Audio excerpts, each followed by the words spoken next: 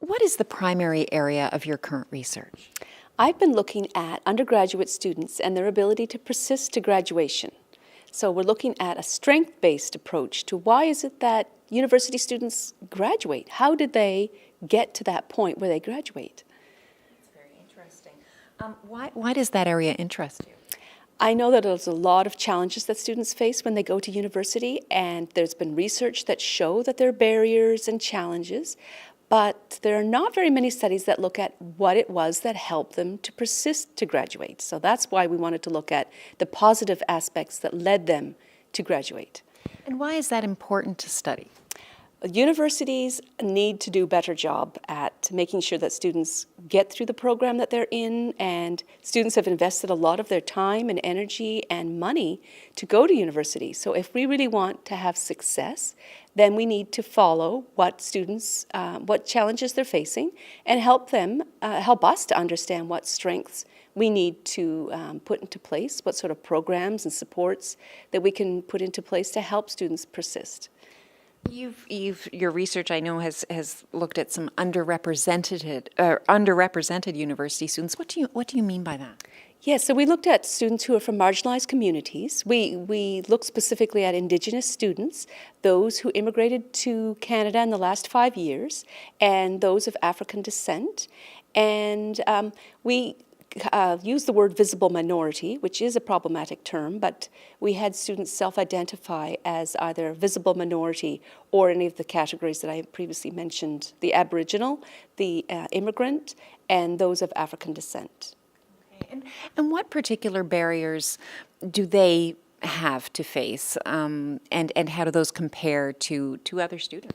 Right, so our study actually did look at a wide range of students, so not only those of diverse communities, but those who would be considered white middle-class students. And so we were able to make a little bit of a comparison in terms of our data that came out. And I would say that those who were perhaps from the Indigenous communities may have been more likely to be the first in their families to go to university. So a lot of them mentioned not having that social capital to have someone to turn to in the family to say, you know, this is what's happening at university. Can you help me with my assignment? Or, you know, what is your suggestion and advice to help me get through this? And so there was a sense of being the first in either their community or in their family, and a sense of belonging. That was a challenge for a lot of our racialized students. So trying to find a place at the university where they found perhaps the curriculum didn't reflect them, the professors didn't reflect their community, and that is a significant challenge. This notion of being part of a community, a university community, having a sense of belonging, feeling included in the curriculum and the non-curriculum, and poverty. It was another issue that seemed to be more prevalent among our racialized communities. And that really meant that here I am, I've invested a huge amount into this degree program, and what am I going to do if I can't get through it? So there was additional stress on the shoulders of those youth and adults who were coming from marginalized communities, in the sense that there's a whole community hoping for me to graduate, and I'm the role model of that community. So how is it that I could possibly even consider dropping out? So in one sense, that was a positive motivator, but on the other sense, it can be a big stress and a big sort of weight on the shoulders of those individuals. Tremendous pressure. Mm-hmm. So what kinds of supports should universities offer students to help with a sense of belonging and to help with these issues and the stresses that they're under? Right. Well, what was interesting when we did our analysis of the data that came from the surveys, and we had 1,500 surveys completed, which was quite exciting because the survey itself was huge. It was 160 questions. So to have 1,500 students agree to fill this out was significant. And what we found is that those who are from marginalized communities were more likely to say that specific supports, such as an Aboriginal Student Centre, was huge. And in the case of Nova Scotia, the Afrocentric Support Group. So those were specific cultural-based or race-based support groups that helped these individuals significantly. Either they felt like there was an opportunity now to feel a connection to those from the similar culture or a similar racial background, or they felt that the university was making the effort to say, yes, you belong here. So, for example, a wigwam was recently erected here at Mount St. Vincent University, and we have a very small population of Indigenous students, but that was a significant, a significant act and a significant contribution to this sense of belonging. We have this wigwam on the campus, and not a lot of campuses would have a wigwam where you could go and you could either have a class in that space, or you could go there on your own to perhaps do some smudging, just to sort of decompress. So those small things, I mean, that is, in a sense, it can be considered a small thing in the wide scope of a university, but it had a huge impact on a sense of belonging for Aboriginal students. So I would say those specific groups would advocate for specific student group programs. Yeah. How well does Canada support underrepresented students, and does this vary from province to province? It likely does vary from province to province. I think we overall haven't been sufficiently good at supporting students, particularly from racialized backgrounds or underrepresented students.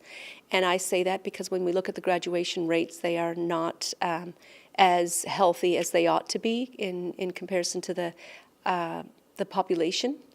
So I think we have a lot more to learn as a university setting. We need to do more in terms of programming, and we need to do more in terms of helping our professors understand the challenges that our individual students are facing. And that was one of the findings, was that professor relationships was huge. So when we asked the students, what is it that enabled you to persist to graduate? A lot of students said it was my relationship with a professor, or at least feeling that the professor was a human and that I could approach him or her, because initially there was a lot of fear and a lot of reluctance when they started in the first year to even approach a professor and say, oh, I didn't understand this, or can I ask a question? That was huge for these individual students that we interviewed. They were afraid. And so this coming to an understanding by the time they get to their fourth year that this is important, that you have the right to ask questions, and not only that, but you actually should be asking questions. You should be engaging with your professors in the sense of asking questions, maybe talking to them outside of class, going to their office during office hours, and having some sort of established relationship in the sense that I feel safe talking to this individual, and that they are here for me, and that they equally want me to succeed as much as I want to succeed. So just having that understanding, that was huge. That's wonderful. So what's next for you with this research? Right. Well, we have so much more we could do. This particular study was very exciting for us because of the amount of data that we collected, and because it was across Canada study.